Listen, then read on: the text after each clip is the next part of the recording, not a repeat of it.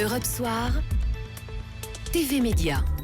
Et d'abord les médias, donc avec Eva Rock, bonsoir. Bonsoir Nicolas, bonsoir à tous. Le groupe TF1 vient de rendre public une enquête sur la présence des femmes à l'antenne et ce n'est pas gagné pour la parité. Ah non, pas franchement. Alors certes, ça va mieux quand on parle de journalistes femmes, c'est-à-dire à l'antenne, en tant que reporter, voire dans les postes d'encadrement. Mais il y a un domaine où la situation est inacceptable, dixit la patronne de l'information du groupe TF1, Catherine Nel, c'est la représentation des femmes dans les reportages et sur les plateaux télé. Après 4 mois d'études, on compte seulement 34% de femmes intervenantes, dont 25% d'expertes. Et je ne parle pas des sujets auxquels elles sont cantonnées, qui sont généralement l'éducation, la consommation.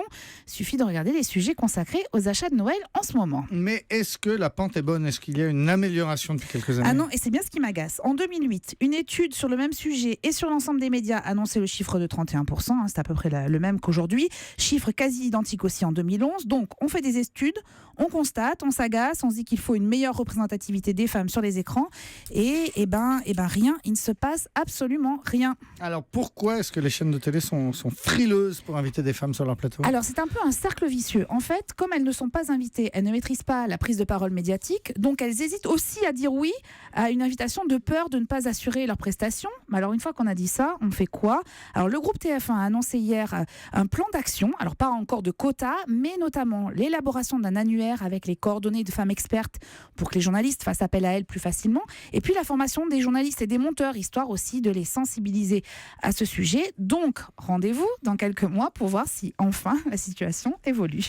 Eva Rock, si on regarde la télé ce soir, on regarde quoi? Un documentaire fait par un homme et avec quasiment que des hommes en intervenant, mais c'est très bien quand même. C'est sur France 5 à 20h45, ça s'appelle « Et pour quelques hectares de plus ».